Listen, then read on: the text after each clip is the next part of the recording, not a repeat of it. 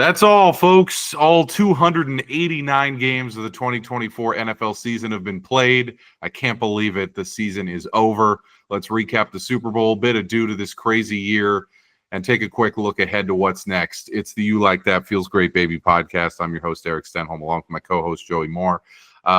Eagles 40, Chiefs 22. As you would say, wow, wow, wow. An absolute thrashing from the first kick of the ball. The Chiefs stood no chance. I think they'd probably lose that game pretty much 100 times out of 100. Like, it was clear from the first kick of the ball that they were just going to get manhandled. Joey, in your opinion, was this more that the Chiefs were just a smoke and mirrors team all season, or that the Eagles were just that freaking good in the trenches?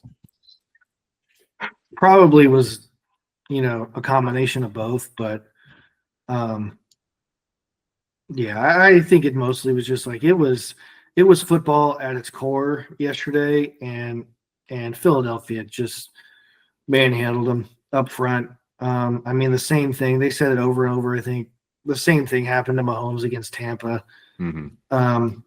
It's just sometimes it's as simple as that. When you're playing tackle football, if you can't block the man in front of you, it's going to be really hard to play. And Philly, which it just didn't feel like it because they're getting so much pressure, but they apparently had all that and never blitzed one time. That's a cheat code. That's how you would design a defense. There's no scheming that's better than like your front four gets home and you have more guys covering. It's like simple math. Yeah. But it's just really hard to get four guys to do that, and they did it. For a while there, I thought Josh Sweat would win Super Bowl MVP with he had 2.5 sacks. He had 2.5 sacks and was also like in the backfield pretty much. They all were. They all were. And the score makes you think like, oh, Eagles might have pulled away with like a tush push. Like, no, it's like, wasn't it like 40-6? Yeah. It was what was it? 36-0 at one point, I believe. No, what was it? 33-0. It was 33-0 at one point. Like, it was a lot. That I remember when it was 33-0, I was like, hey, or it was 34-0. I was like, hey, the biggest comeback in NFL history was the Vikings, who were down by 33. So if Mahomes does this, it'll be the biggest ever. By that time, obviously, the game was long since over. But pretty freaking wild that, like, from the get-go, it was clear Mahomes didn't have it. You and I were texting about it. A couple of our former podcast guests, Johan was texting me. It was just like from a minute and a half into the game, we're like, oh, shit, Mahomes doesn't have it. There was a while there. I'm like, do they have a first down? Which is crazy. Just that team, they, with Andy Reid, they've always found whatever it took to win that week. And there was just nothing. And 23 yards in the first half. 23. I will say, as bad as the pressure was in the offensive line, I didn't think Mahomes handled it super well. Mm-hmm. But it was facing a ton of pressure. There's nothing to talk about other than the Eagles front four was. Yeah. And hats off to Fangio for an unbelievable performance. Former Niner defensive coordinator, former head coach for the Broncos. He got run out of town in Miami because he coached the players too hard. Tip of the cap to him, man. Like, if a coach could have won the MVP, he would have won the MVP last night. So congrats to him on it. 66 years old, finally winning the Super Bowl for the first time. I wanted to pass along this stat, which was like maybe my favorite one of the game yesterday. It's the first postseason game ever, not Super Bowl, postseason game ever, where one of the teams did not run a play in the other team's territory until the fourth quarter. Like, that's all you need to know. I saw something that was like, yeah, that's crazy. It's crazy as the Chiefs. Wow. 22 fourth quarter points really saved face for Mahomes because, if this game ends 40-0 or 40-3 or something, we're talking an all-time, like, hey, are they ever going to come back? That worthy touchdown kind of saved face a little bit. Mahomes ended up 21 of 32 for 250. His stats, or Xavier Worthy's stats, I'm just going to call him James Worthy, not the basketball player. His stats are great, but I'm like, who cares? All in garbage time. The big takeaways from this game. So we're not going to start with the negative as we usually do on this pod. big takeaways. We have to take a massive L on Jalen Hurts. He's just joined an elite fraternity of Super Bowl winning quarterbacks. He's been to multiple Super Bowls. He's won one. He's won an MVP. Very few guys have done that. Good on him. All year, we were like, gotta see it. Well, we saw it. Good on him. I get that. Obviously, the offensive line and defensive line are going to get the majority of the credit, but he was excellent in that game and fantastic in the NFC Championship. So you just got to tip your cap to him. Yeah, a guy who we doubted. He was really good. And I thought he was the perfect combination of his running and throwing yesterday. For me a lot. I'll probably be taking a lot of L's for Philly the whole season because I was like, this is not going to work, but it did. I'm glad he won simply for the fact that, like, I am not going to be that guy who's like, I always thought he was top 5. Like, I still don't think he's a top 10 quarterback. I just don't. There's just when you name the guys who are in the 10, like, he's just not there. Mm-hmm. I'm not going to say he's, that Brad Johnson by any stretch, but like he's not some of these quarterbacks that have won. But he was really good. He was very good. Yeah. And he's closer, in my opinion, now to a Roethlisberger type, a guy who his team will always win, and he's a gritty performer than he is a Brad Johnson or Trent Dilfer type or whatever. He's I'm not saying he's going to be a Hall of Famer. He's almost definitely not going to be, but I mean, he has, at least in my mind, gone from a guy that we thought was a liability for his team at points to like, okay, if you trot him out at quarterback for the next 8 years, nobody's going to be like, oh, it's time to move on from him. To like, be clearly, honest, if he wins another one, which is entirely possible, if he wins another one and has about the career he's had, who do you think is more? Who do you think's got a better candidacy for the Hall of Fame? Again, this is if he wins another. May or may not win another Super Bowl MVP, but like if you're the quarterback, you have a great chance if you win the Super Bowl. Who do you think would be him or Eli Manning? Him, 100%. Exactly. That's my 100%. point. Yeah. That's my point. Yeah. Like we think Eli Manning's like, they're like, because didn't it come out he didn't get it, the Hall of Fame? I'm like, if his name wasn't Eli Manning, no. Like, yeah. But he like was, Jalen Hurts. The problem is okay, when I look at it this way, is that first of all, this would be my criteria for the Hall of Fame is if you were never considered. Do you think him or Russell Wilson's closer to the Hall of Fame? Eli or Russ? No, Jalen or Russ. I think Russ is probably a shoo-in, not first ballot, but I think he is. If you look at his stats, he's again, this is given he wins another one. Given Hurts wins another one, Russ is not. I think they're about dead even, just because Russ went to 2. He finished top 5 MVP like 4 or 5 times. He never got a first place vote, but I mean, there was a period there, a 5-year period where he was a top 5 quarterback, behind Brady, Rodgers. I think him to Eli Manning hurts him is like, because Eli Manning to me was never like sniffing an MVP. And never an All-Pro, never in the top 8. And Jalen was that. Yeah. No, I think you could make a decent case right now after this game. Hurts is already ahead of Eli's accomplishments. Yes, Eli won 2 Super Bowls. I believe he made the playoffs 6 other times and lost all 6 games other than the 2 Super Bowl runs, and is the NFL's all-time leader in interceptions. Like, he's just like, I don't know. I wouldn't put Eli Manning in the Hall of Fame. I would put Hurts in if he wins another one and, he's already second all time in touchdown runs by a quarterback. Like, he's got some good stats, and this is a guy who we doubted all year. That's what I'm saying. We got to just tip the cap. This is going to be crazy, but if he wins another one, this is a big one. This could get people talking. Do you think him or Lamar is closer to the Hall of Fame? Oh man, I mean, if you're a 3-time first-team All-Pro, you probably have to be in the Hall of Fame at the quarterback position, whether he wins one or not. Oh no, here's a better way to put it. Would you rather have Jalen Hurts' career or Lamar Jackson? Oh, Jalen Hurts, of course. I mean, it's about rings. I mean, See, I'm not the guy who's like, it's all about rings. Right. I just hate that because it's really hard to win. Like again, there is a world where Josh Allen, Joe Burrow, Lamar Jackson, throw no reason at all. Throw Justin Herbert in there. They all combine for 0 Super Bowls. There is where that happens. Yeah. Are they all bums? Like, are they all behind Jalen Hurts?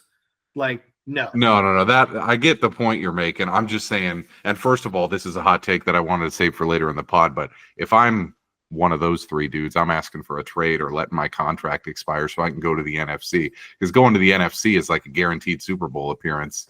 But if I was them, like Philly, and you showed it, and like I'm watching there, because you felt it again yesterday.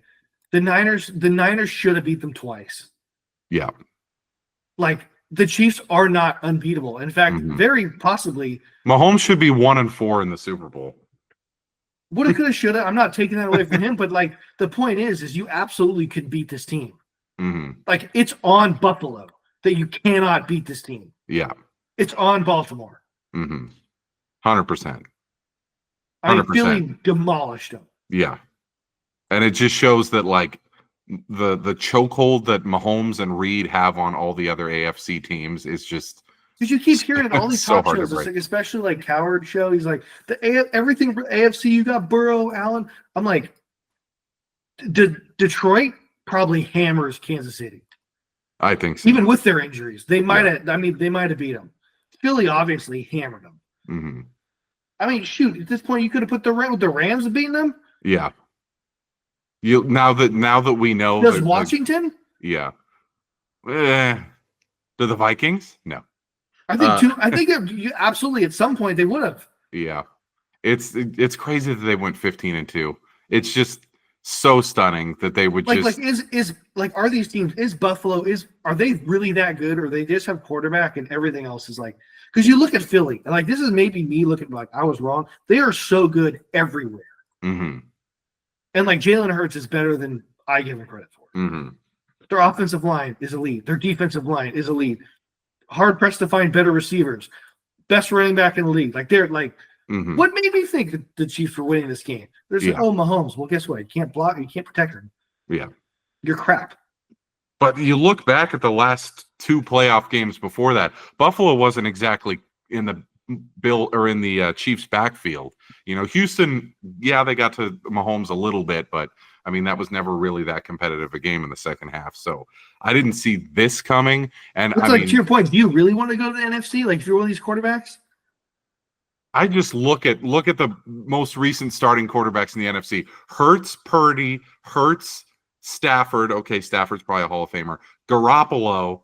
But you're right. But my point is, look at those teams. If you take Jimmy Garoppolo off that Niners team, that front four was Bosa, Buckner, Armstead, and D Ford. Yeah. That team should have won. Right. Look at Philly. Look at Detroit. Detroit's going to get healthy. They're going to get Aiden Hutchinson. You can say whatever you want about Jared Goff. I mean, going back even further, okay, Goff started in 2018. Freaking Matt Ryan, 2016. 2017 was who? Freaking Foles. Like, in the AFC, it's a first ballot Hall of Famer starting the Super Bowl every year. In the NFC, it's a new mid-level guy every year. AFC and NFC, it feels like quarterback versus team. That's what it feels like. Every year, it's the same story. It was always that. It was Brady against the Seahawks. You're like, okay, best defense of this era against the best quarterback of all time, or Manning against the Seahawks, or freaking elite Joe Flacco against the Niners. My point with the Eagles is like, as much as I'm not super in love with them. I'm glad a team won the Super Bowl. Like, I'm so tired of hearing, like, oh, you need an elite. You don't need an elite quarterback. Jalen Hurts has proved me wrong. I'm still not calling him elite because I have a very high bar for that. There's like 4 guys. Like, I'm glad you can build a team. Like the other thing we gotta eat a little crow on is Sirianni. Like, we said he should have been fired last season. We said he should have been fired when they started this year 2-2. We were wrong. Like, he coached doing the something super right. team. I don't know what it is. They won the NFC Championship by 30 plus, and then won the Super Bowl by what could have been 40 if there wasn't garbage time scores. Like, gotta tip your cap there. I mean, here's one for coaches, right? Because he's obviously he doesn't call plays. He's not the offensive guy. He's not the defensive guy. Do you think he's getting in the Hall of Fame before John Harbaugh or Mike Tomlin? If he wins the second one, I think they've But shown. even if he doesn't, Like if you No, look at his record is really, really good. it is good, but the thing is I'm just first of saying, all, like if the rule is if you win a second Super Bowl, they let you in. Like Jimmy Johnson recently, all these guys. If you win a second Super Bowl, they let you in no matter what. So he would have to win another one. but my point is though, is those guys. Most people would say those guys are shoe-in. Like the way Tomlin and Harbaugh are talked about, elite of the elite, like shoe-in Hall of Famers. Their That's resume because at they've this been point doing it for 19 does not stack seasons. up to Sirianni. Well, Sirianni's been doing it for 4 seasons. Those guys have been doing it for 19 and 18. And I think I also lean like your peak, like right. Like Luke Kuechly was the guy who retired early. I'm like, Yeah. he's a Hall of Famer. Patrick Willis. Yeah, he was the best guy in the league. One of those two guys for like I'd rather put Patrick Willis in before Frank Gore. Absolutely. Is what I'm saying. Yes. So like putting that analysis with coaches, Sirianni's been to 2 Super Bowls, been the number 1 seed, 3 times? Yeah. Or number 1 or 2 seed 3 times. Yeah, we got to take an L on him as well. He's been really good. And he clearly has a system that works because it seems like chaos, but those guys actually do love him. Seems very Philly, but maybe that's why it worked. Yeah. Oh, yeah. We got to get to the negatives here. Obviously, a lot to talk about with Mahomes. It's probably his worst game ever. The fourth quarter was all garbage time. Main headline on all the shows on ESPN and Fox Sports this morning was that the GOAT debate is over. Stephen A. Smith said it's got to be another 8 years before we even consider the discussion or whatever. Colin Cowherd made the point that Brady never had a playoff game this bad, and now Mahomes has had 3 of them. 2020 Super Bowl, 2021 AFC Championship, and 2024 Super Bowl, where, he had a passer rating under 50. I think his QBR in yesterday's game was 11. Brady never had one like that. So it's the point I would make is that the Chiefs are starting to look like when they don't have that first option, they do not have a second option. So I wonder if they pivot next year to trying to be more of an actual running team rather than, just relying on Mahomes so much. But man, it just obviously for me, there was never going to be a GOAT debate unless Mahomes won 8 or won, 6 MVPs or something. I don't think there was ever going to be a debate, but now it's good to see that it's officially over. I mean, I'm not sure it's over. He's still going to play another at least 10 years. So that next year is his age 30 season. So the question is, will he be like Brady and play 15 more seasons? Oh, he's not playing 15. Okay, yeah, I thought he was a little bit younger than that. Yeah, this was his age 29 season. So it's I just think if he did win yesterday, he'd have 4. And Brady didn't get his 4th until he was 38. Granted, he won, 3 more after that, which is pretty unbelievable. That's just crazy. That's just nuts. So yeah, no, you could have had Tom Brady in his prime yesterday. They couldn't block up front. It shows you how important it is. I guess we got to talk big picture too. The other thing everybody's saying is is the Chiefs era over? A lot of people saying Kelsey probably isn't going to retire, but a lot of people, myself included, think he should. It's clear he's at the very, very, very end of his career. He is so slow. Yesterday he had 4 for 39, but where he catches the ball, he had that much. And that was mostly garbage time. Where he catches the ball is where he goes down. It's like Jason Witten at the end, where it's okay, he's a security blanket. He catches every ball you throw to him.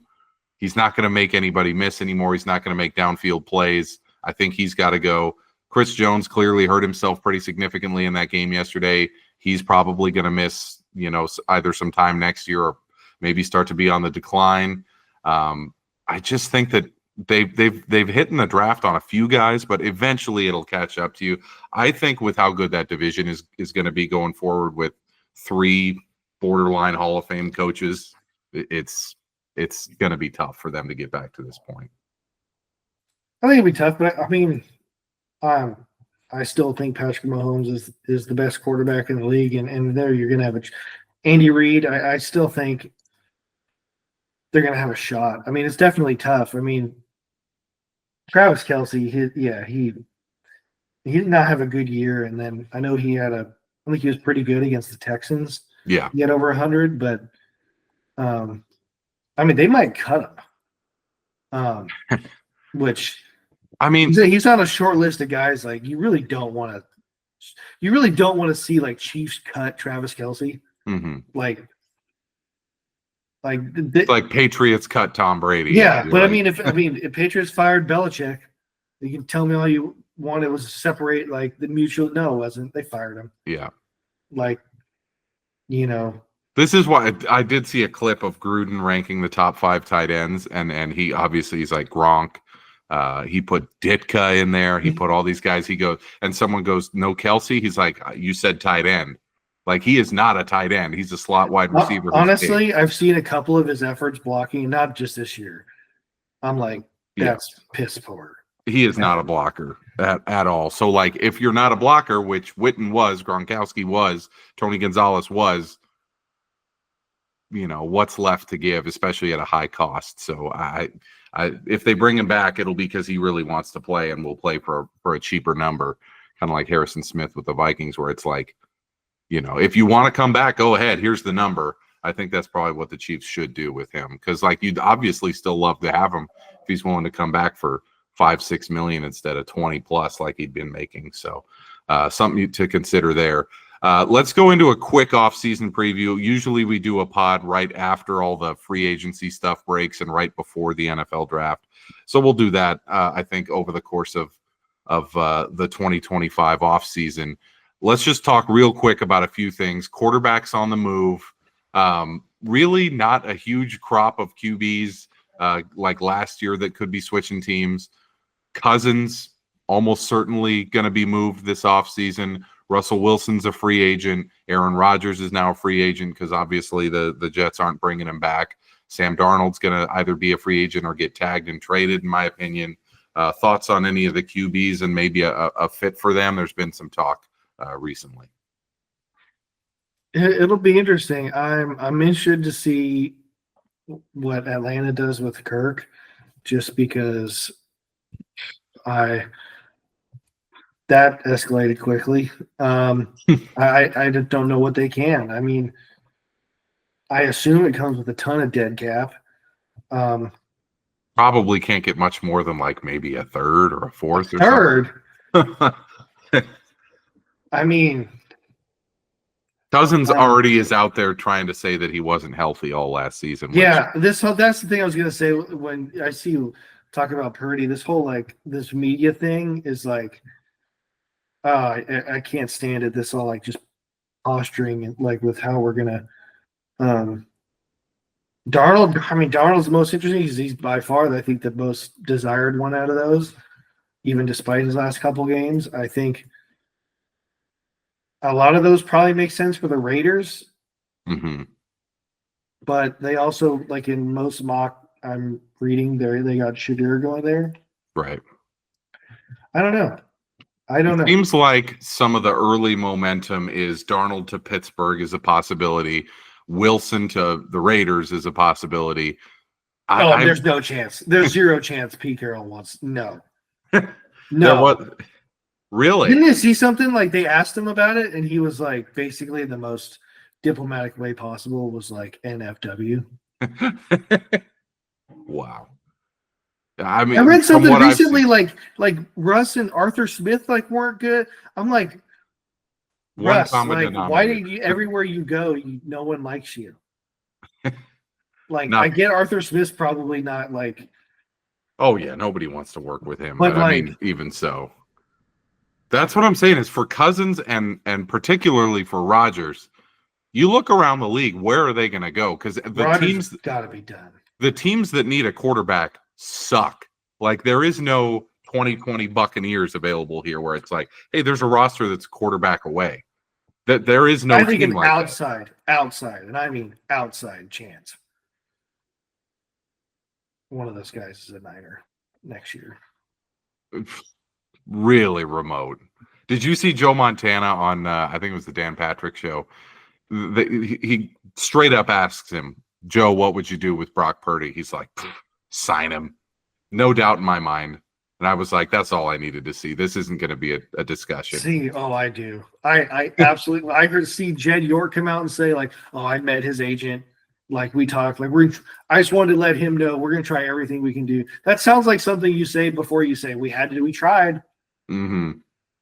So you think this is going to drag out? I think, oh yeah. I could be totally wrong, but every single one they've ever done has been dragged out.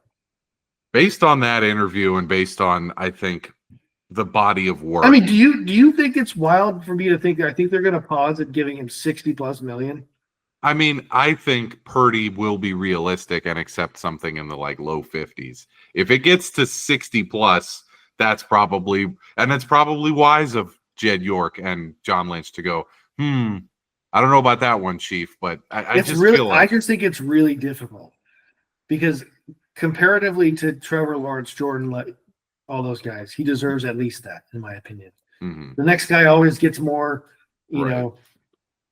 I mean, he's far more accomplished than some of those, and boy, but damn, 60 million. That's the thing, though, is the alternatives. It's like, okay, do you want to take on Kirk Cousins? Do you want to take on Aaron Rodgers?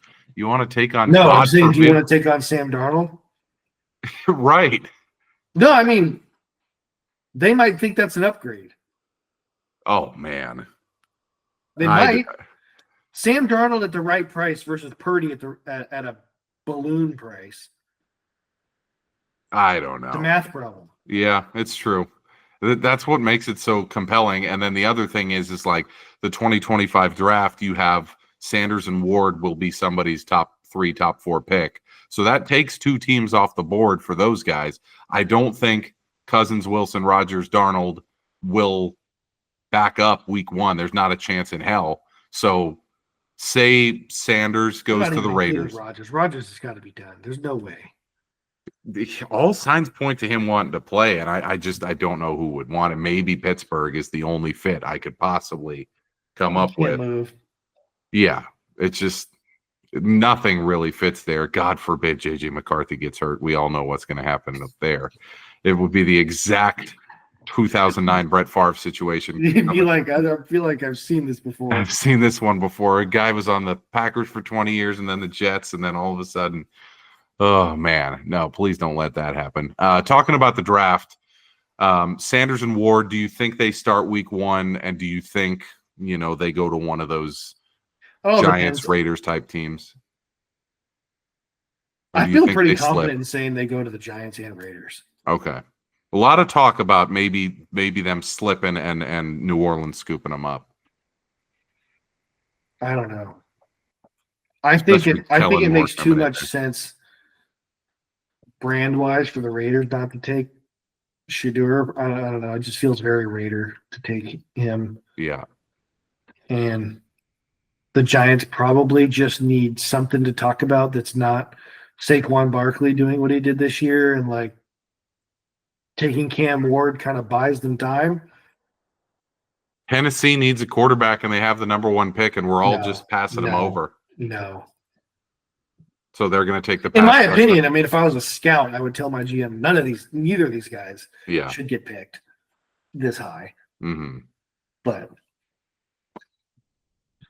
so like, I'd much rather take a guy like Riley Leonard in the 3rd or 4th round than take Shedeur with the number 2 pick or number 1 pick. Yeah. Yeah, it makes sense. I especially when it comes to Ward, because basically all the podcasts I've been listening to, all the stuff I've been reading about the draft is Shedeur, despite being Deion Sanders' son, is actually not very athletic. They're like great anticipation, gets the ball out on time, very accurate passer, doesn't throw a great deep ball, isn't as athletic as you think he would be, being the son of maybe the most athletic player in NFL history. So it's like, okay, that sounds to me like he's like not all the way brawny, but he's like they're like, this guy's ceiling is Ryan Tannehill, Andy Dalton. You're like, oh God. And then Cam Ward is, to me, he reminds me a little bit of, the way you felt about Anthony Richardson, where it's like, oh, this dude is either going to be Josh Allen or he's going to be the worst fucking player in the history of the league. And he's turned out to be one of the worst players we've ever seen. He can't complete 50%. I couldn't even predict Anthony Richardson in the whole, like, I quit tap out. Like, I just thought you might not be I thought you just might be inaccurate. I didn't think you were, like, literally not qualified at all. And that's the kind of swings that these teams are taking. I mean, it's crazy. Like, should it remind me of like every time people were pumping like, "Oh, Trey Lance, he's a dual threat. He's athletic." On it, I'm like, you watch him, like you have binoculars, you're like, he's not even as athletic as Brock Purdy. is he a single threat? Like, what? Yeah, clearly no. It's like that line in the Longest Yard remake when the guy's like, he's half a star. It's 5-star versus half a star. It's like, yeah. Oh my God! What was it? Chris Rock as caretaker. That was, yeah. Will you teach me to football? Yeah. No, that's. It is crazy. Like I would love to hear. I would love a show or something like hear. You never would hear. You never want to have the names of who they're talking about get out, but just hear them like actually talk about players like this guy can't freaking throw. Yeah. Like you know what they were saying about Tebow in 2011. He gets drafted in the first round. They're just like they have like a scout meeting. They're just like, what are we doing? Oh my God!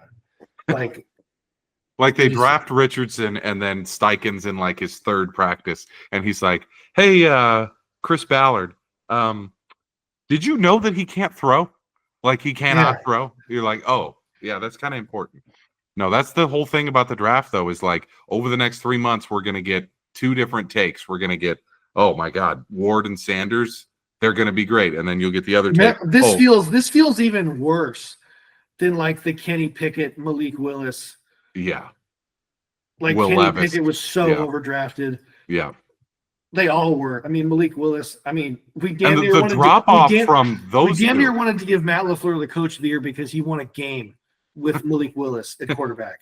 Yeah. And people were like, is this guy going in the top 10? I'd be like, he went in the 3rd round. Yeah. No, it's going to be, and they say the drop off after these 2 is gigantic as well. So it's like the draft will be interesting from a quarterback perspective. It sounds like there's basically two can't miss players in the draft, a pass rusher and then Travis Hunter, of course.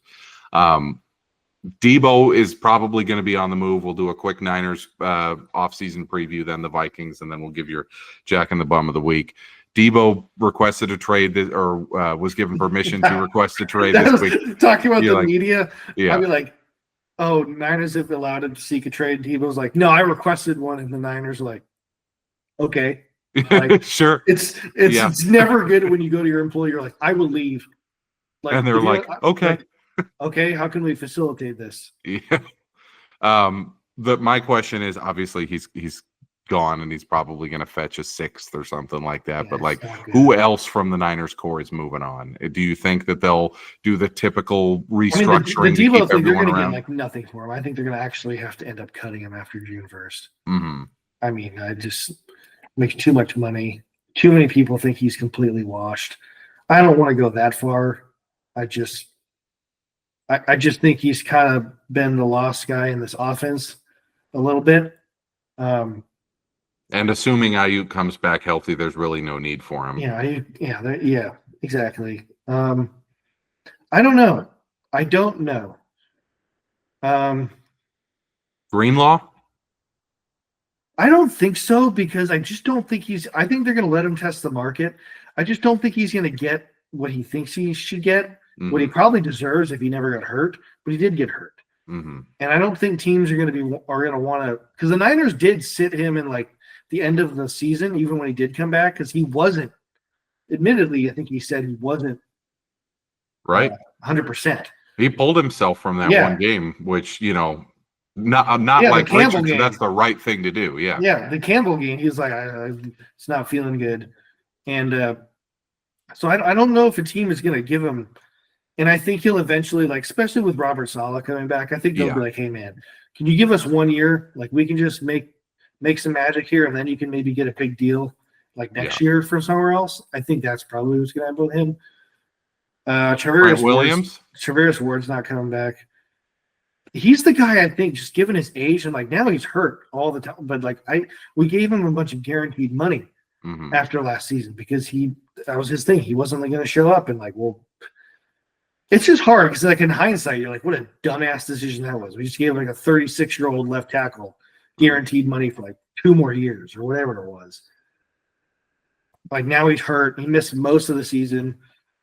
Like, I don't know if cutting or trading him does anything. Mm-hmm.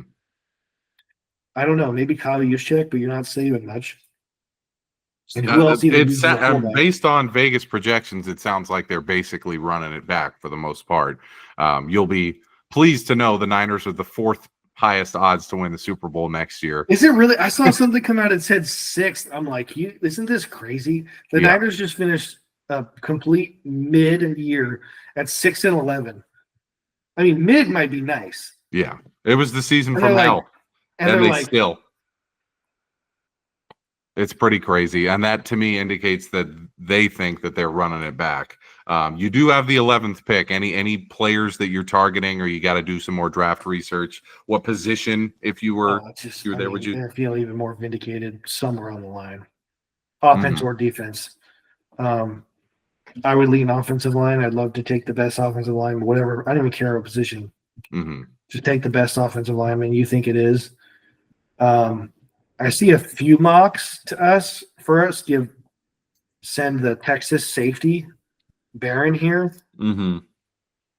because he's kind of like one of the hybrid, like maybe can play slot, say like high level guy, all this stuff. But I'm like, we don't need like a safety, like I don't care. I don't care if you're Ed Reed or Earl Thomas. Like if the quarterback has 7 seconds to throw the ball, you can't cover. Right. Like someone's got to get there. Like outside of Bosa, the pass rush was butt cheeks. Like, and then offensive line, they've never put resources into that other than just trading for Trent Williams, which was a complete luck. And the fact that he knew Kyle from Kyle's time there. And they're close. And Washington, basically, he's like, I'm not playing for you ever again. And like the only place I'm going is it was like an NBA thing. It's like the only place I'm going is. So we got him for like a 3rd and a 5th. Yeah, future first ballot Hall of Famer for a 3rd and a 5th. Like that, we got lucky because we needed him because Joe Staley apparently had already told me he's retiring. So we were gonna have nothing. So yeah, you got to invest in the trenches. One thing I got to ask you before we move to the Vikings, latest on the Purdy extension, anything that you're hearing, Bay Area media, or is it basically just status quo that we'll see how it plays out? I'm hearing like, oh yeah, Purdy would like to get it done. Niners like to get it done. Everyone's like, yeah, you got to sign him. It's just what you got to do. New league year starts March 10th. Over under March 15th. Do we get a Purdy extension? No chance. No chance. I think no chance. I'm honestly, legitimately, I think he's going to hold out. I just think it'll be like July, August. You think we're talking mid-August resolution of this situation? I'll say early August. Early August. Holy moly. All right, I'm holding you to that. That's a big prediction right there. That because if I had to bet, I would say that this deal gets done that first week of the league year in March, just because it just seems. Do you think there's any chance they say, you're eligible for an extension, but you are signed next season, Brock? If they do that, and he has no 5th-year option because he was a 7th-round pick, you are taking a massive risk because you could really. But hey, you know what? It is a humongous risk here, and I like Purdy. I think they can win with him. Everything. But I'll say the same thing with him that I've said with like all these guys. Like, you don't have to pay them. You can't tell me that the Jaguars don't somewhat regret giving Trevor Lawrence that money. Dallas has to already regret giving Dallas money. Like, up until like this year, I think Philly was like, we gave Jalen Hurts how much money? Now who cares? 100% worth it. Doesn't even matter. But the problem is that you look at this draft and apparently next year's draft, there is nothing. There are no quarterbacks coming through the pipeline. So it's like, if you let Purdy walk, are you going to sign a Sam Darnold type, whoever, a bridge quarterback and try to win that way? We're going to run the pistol. We're going to run the wing. That's what I'm saying, man. It's like, I think correctly, some of these teams, I don't agree with the Jaguars one, but if you're Dallas, whatever, you look around and you go, okay, if I'm going to do this, I need to be 60 to 80% as good as I was at the quarterback position. I think he's still making the same money. Do that. I think he's still making the same money, but I thought it was a complete joke. Arizona gave Kyler Murray, was it like 47 and a half, 48? Oh, I'd have Kyler right now at 48. Like, versus Purdy at 63 or whatever. Yeah. It's like now the cap's going up and all that. That looks good. Kyler Murray, who's never won an important football game in his life, I will add.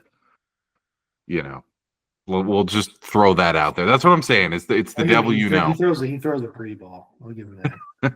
Yeah, so does Purdy in the freaking Super Bowl. I don't know. It's one of those things where if I was a Niner fan, I would probably in the Super Bowl because he makes the minimum wage. Right. I would feel the same way as you. And I get it. I just, as an outside observer, I'm like, you're really gonna try to resurrect Cousins? You're really gonna try to? I don't want to, but I exactly like when it comes down to it. I don't want Kirk Cousins, and I also don't want Brock Purdy at $62 million. We got to have somebody, or you're gonna have Trey Lance. So, I don't know. It's the ultimate tough call. Quick Vikings one. A lot of momentum in Vikings media about the Vikings trading Darnold. They tag and trade. Something that hasn't been done in quite a while in the NFL, but it is a unique situation. So you would tag him for, I believe it's like 46.5 million, and trade him for, hopefully you could get like a second or a third, even at that high price point. Basically the consensus was that he was not going to get offered a contract. It looks like they're at least entertaining the possibility of tagging and trading. Your thoughts on that?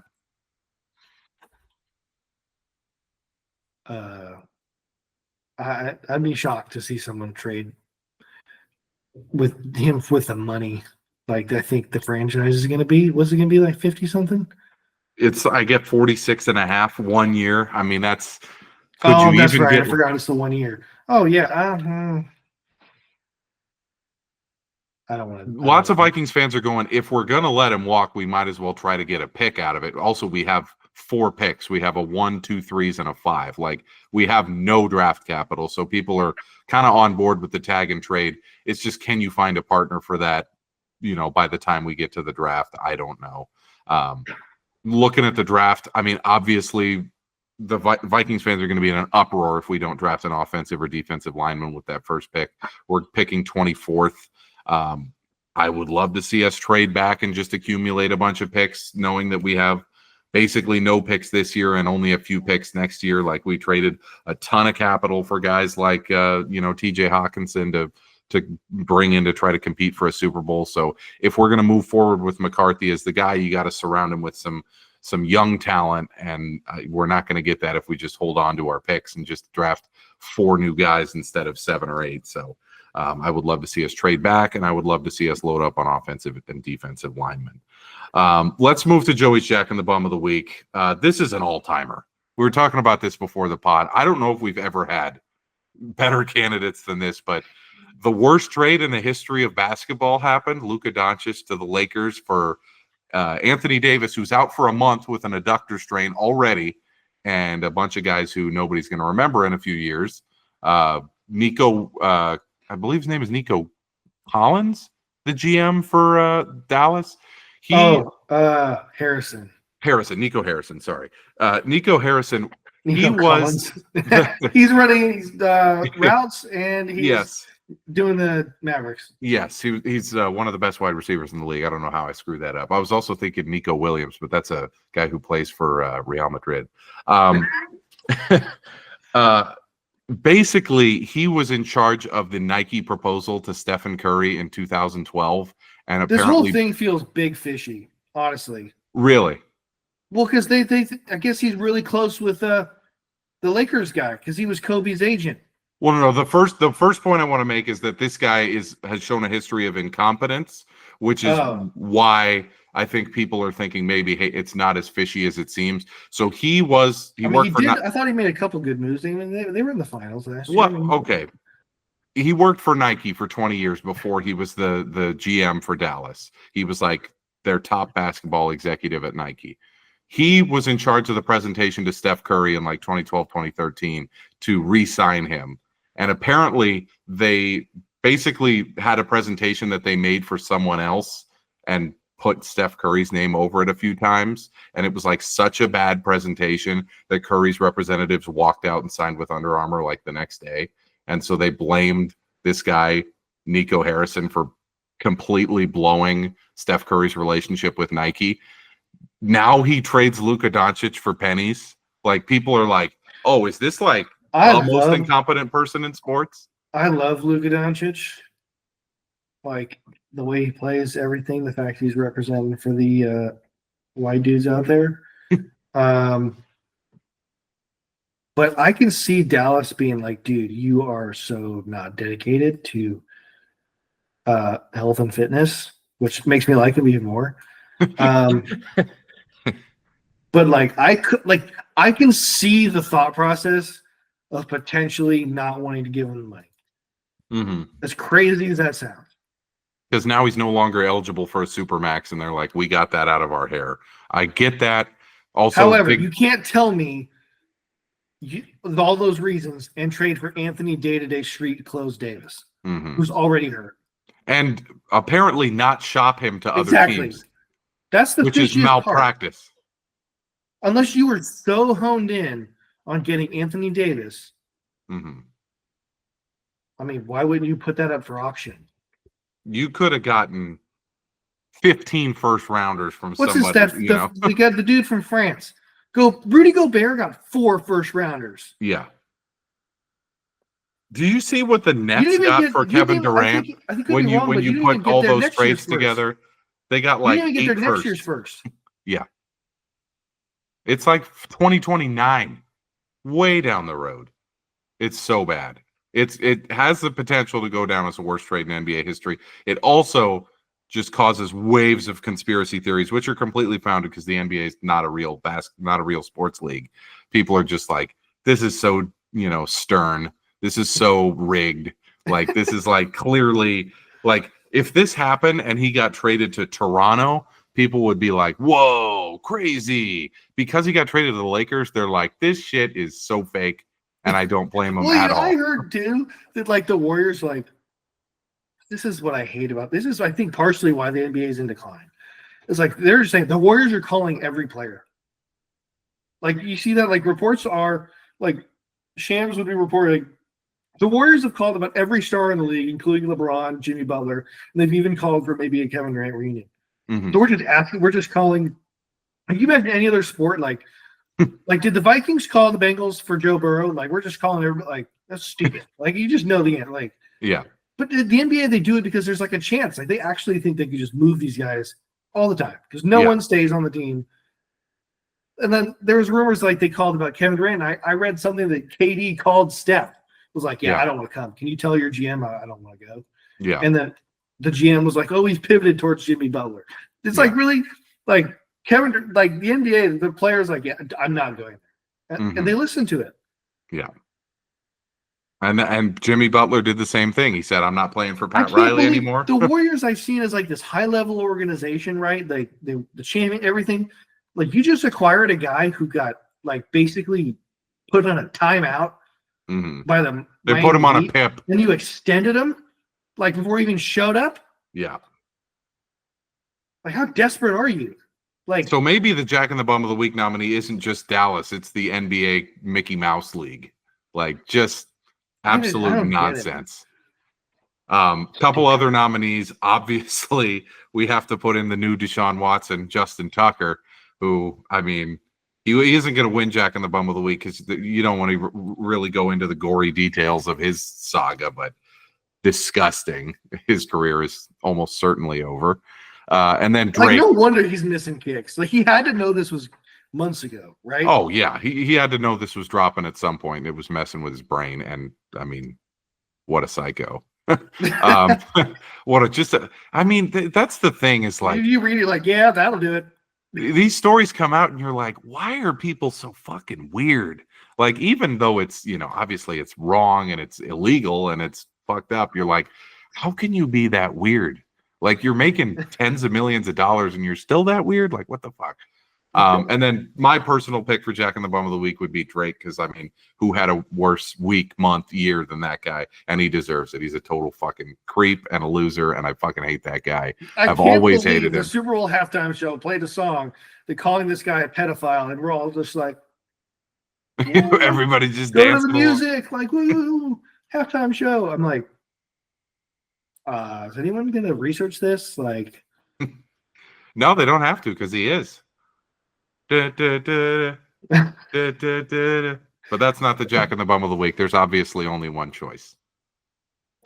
I mean, this might be the only time I'll ever call Jack and Bone of the week this guy, but it's got to be Patrick Mahomes. It was not just his fault, but it was a crash and burn. I thought, I mean, some of those throws, like that pick six, like if your name isn't Mahomes on the back of your jersey, you're like, what a complete freaking bum. Mm-hmm. Like, just doesn't see him. I'll give him credit. It seems like he sure as heck took ownership of it, the post game and everything. Like, did not Cam Newton it post Super Bowl that time, but he was terrible. A lot of photoshops of the name on the back of his jersey being changed from Mahomes to Mac Jones. Pretty good. Worst game of his career, no doubt. Yeah, it was bad. It was bad. If I told you before the game, hey, the Chiefs aren't going to cross the 50 until the fourth quarter, you'd say, oh, shit, Mahomes must have got hurt on the first play of the game. Like, it really is a 1 in 100 type situation. Yeah, no. But it seems like it's only happened in the Super Bowl. Right? It's only happened to him against Brady and with Brady in the building. I also didn't think Brady had a good broadcast at all. He was... What a shocker. He's an NFL quarterback. He's not an NFL broadcaster. He should be down on the field. I mean... Is there any chance he's not the guy next year? Like, he quits? I would put Olsen back in that spot. He's way better well, than of course he is. Yeah. No, but I mean, the only way anyone else but Brady is doing that is if Brady quits. Yeah. They're not going to take it from him. Like, right. Tom Brady's not rolling out Fox Crew with what's Adam, his name? Chris Myers. Yeah, Chris Myers, Tom Brady. Well, what do you think, and Laura Tom? Oakman? Not happening. It's the Giants and the Cardinals, and I've got Tom Brady here. Yeah, oh my God. He's calling every 10 a.m. game in Giants, Panthers. Yeah. Oh man. We got Jets Saints here, and Tom Brady is with me. Why does that sound like Chris Martin? He is the worst. Okay, Patrick Mahomes, Jack. If he's calling your team's games, you better hope it's because your team is like minus 13.5 and no one expects this to be a game. Yeah. If not, you're just like, we're picking first. Yeah, if you hear him, you're probably looking at the number 1 overall pick next year. So that's Joey's Jack in the Bum of the week. Patrick Mahomes, probably the only time he'll ever get it for on-field performance reasons. No picks to make this week. Do you have a feels great baby wildest take about the offseason? Anything you want to throw out there? I think it would be. I think Purdy's going to have to hold out. Okay, at least a week. Wow. So training camp opens in mid-July, and you think this is still a story? Like, I'd put the over/under date at like August 10th. Wow. So coming from our official Niners insider on the pod, setting the over/under for Purdy's contract situation being resolved at August 10th. That's pretty surprising. Would be insane if he missed regular season. This is obviously like Nick Bosa the Wednesday before the first game. Mm-hmm. But like even last year, like Trent Williams took forever. Like, these Niners ones are like pulling teeth. You're right. I'm going to take the under on it. You're going to stick with your August would take the under, but it's going to be like August 4th. Yeah. Okay. Wow. All right. So that's Joey's wildest take. Brock Purdy's going to hold out until at least early August. Let's close the pod real quick. We want to keep these under an hour before we bid farewell to the 2024 season. I just want to talk real quick about the state of sports. A lot of gambling stuff came out recently. I don't know if you saw this. MLB umpire basically was involved in a betting syndicate. Well, the craziest part is I heard he was like a really good umpire. He's the best ball strike umpire in MLB. Like, they graded him as by far the best, which is like, okay, the dude is objective, but his betting accounts were being used by a professional bettor on all number of sports, including baseball. He apparently deleted all messages between himself and that person. So that's what caused the leak. The league couldn't find that he did anything illegal or against their rules, but they also saw that there was a bunch of deleted messages and they wanted to get out of it. He gets fired and Shohei's just ripping 50-50 seasons. Yes. And Ipe goes to prison for 5 years, and I mean, gambling stories are dominating the news, but I just wanted to talk overall about the state of sports.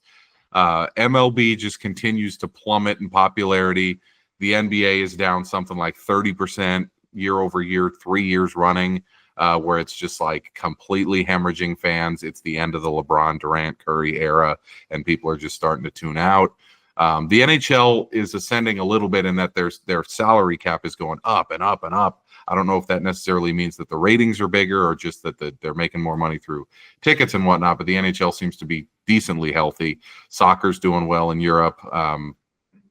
The NFL is just the king, man. Like when we started doing this pod 3 years ago, all the sports were in a different state than they are now. NBA was way, way higher than it is now on the hierarchy. Like it was still coming off of the Warrior dynasty, and LeBron was still at his peak. He had won a title recently. Now you look at the league, it's just lost all its popularity. Yes, the Luka trade is like I feel like the NBA is in a way worse, and I don't feel like it. I know it. Remember they had like the gambling thing with like Tim Donaghy, like yeah. There was like this like rigged fake. Like when you think your league is rigged, like actually believe it. Like the NFL, you hear like, oh, the Chiefs and the refs. Does anyone actually believe it? I don't think so. I think people think the NBA is like a joke. This is like, what are we doing? And you had Jonte Porter for Toronto purposely manipulating his stats. They threw that story under the rug real quick. Like people are just like, they don't even mention it. I'm like, there was an active player who started for Toronto last year who was fudging his stats so that these bettors could win unders on his rebounds, assists, whatever. I'm like, hey guys, we gonna discuss that? And it's just, again, it's simply, I feel like simply the NBA and just the NBA players are so unrelatable. Just so like, they're so rich. Like the load, man, like no one wants to hear you not go to work. We all got to go to work. Like Joel Embiid, you say before the season starts, you're not playing back-to-backs. Well, why am I going to pay $1,000, take a family of 4 to go see backups? Like, it's just stupid. The NHL is sadly is as popular as it's probably ever been, even though it's still not like. But I think the ESPN TV deal might be hurt because like so many of their games are on ESPN Plus. Right. But again, people thought the streaming would make it more accessible for other sports. All it's done is made people focus and spend their money in certain areas, and they've all chosen football. Right. Both college and NFL. Yeah. Yeah. Football has just, taken over to an extent that like we would always say, especially, I mean, we were in college close to 15 years ago now, we would say, man, the NFL sure is the king. It's got to be double the market share of what it was 15 years ago. At least. Like, yeah. To where the biggest story on SportsCenter in March is going to be the NFL. Like they dominate the entire calendar. Yeah. There's not 1 week where it's not the number one story. I think you'd find more people talk about OTAs in June than the NBA Finals. And the draft in late April, it's like you got Stanley Cup playoffs, you got NBA playoffs, you got baseball starting, you got the Masters, you got, the end of March Madness. People are like, don't give a shit. Who's going 5 in the draft? I think the only things that can compete with the NFL some nights, not that during the season, God no, but like, is like the Masters or like maybe like a big title fight. Like in UFC, I think it's big numbers, even though I've never paid for a fight, but they think they do really well. The big golf tournaments, if golf could ever get these back on one tour, like the majors are big. But no one's tuning in to like Twins Royals in April. No, and even the crazier part, no one's tuning into like Bucks Magic playoff game. Right. The 7 versus 10 play-in tournament in early April. So dumb. It's the worst. They're like, oh, so and so might get into play-in. I'm like, they're 18 and 34. It's insane. You've had 50 lost teams in this tournament. What are we doing? No. When they now have 2/3 Like, did the of the Lakers league legitimately hang a play-in cup banner? Do they hang a what's the other one too? The NBA Cup or whatever the hell they call that other bullshit. No, that's what I mean. Yeah. Like the in-season tournament. Yeah. Do they hang a banner for that? If they do, if they do, it tops the Indianapolis Colts AFC finalist, or like Sharks regular season champion. Yeah, regular season champion, Western Conference. Yeah. That's the dumbest thing. Yeah. It's a clown show. And it really, throughout the late 2010s, was as close as someone has come to the NFL. Meetings, I'm sorry, but how did no one in these meetings be like, this is royally stupid, guys? Yeah. I'll tell you how. Someone said, hey, we could make a few extra bucks. And they were like, do it. That's been the story of the short term. They might in the short term. I still am not convinced they actually do. But you're diminishing your product so much, you're going to lose money down the line. In their mind, they're like, if I make an extra $1 next year and it costs me $5 15 years from now, I won't be here, so I don't care. That's the motto of everything these days. That's why when you go to Taco Bell now, it's like $31. They're like, oh, well, we're losing customers left and right, but for the short term, we're actually making a lot of money. I'm like, well, great, cool. If I'm alive, these places might be in business. That's another topic we got to get to at some point, is how the Chili's, Applebee's places are now a much better deal than fast food. That'd be a good podcast. By a mile. We'll get to that next time. We got to close out the season. I can't believe it. Our third season as a pod, 2024 NFL season is over. Obviously, we're going to try to be back over the off-season schedule permitting. Thanks, everybody, for another great year. Joey and I really appreciate when everybody listens and shoots us text about the pod, or, oh, we hated that you said this week, or your rankings of burgers were stupid, or, oh my God, that what you said about the Niners is exactly what I was thinking. Like, every time we get texts and whatever, we really appreciate it. So everybody who was along for the ride with us this year, thank you. We'll see you next year, schedule permitting. And we hope it'll be a better one for the Niners than it was last year, and we hope the Vikings actually get over the top for once. So we'll be back again next year. Thanks, everyone, for joining us for the 2024 season of the You Like That Feels Great Baby podcast. We'll see you soon.